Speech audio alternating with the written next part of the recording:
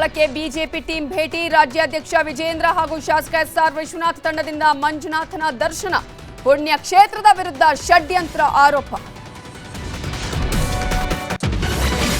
ಧರ್ಮಸ್ಥಳದಲ್ಲಿ ಉತ್ಖನನಕ್ಕೆ ತೆರೆ. ನಿನ್ನೆ 4 ಗಂಟೆಗಳ ಕಾಲ ಎಸ್ಐಟಿ ಡ್ರಿಲ್. ಇನ್ನು 3 ಜಾಗ ಇವೆ ಅಂದಿದ್ದಾನಂತೆ ದೂರುದಾರ.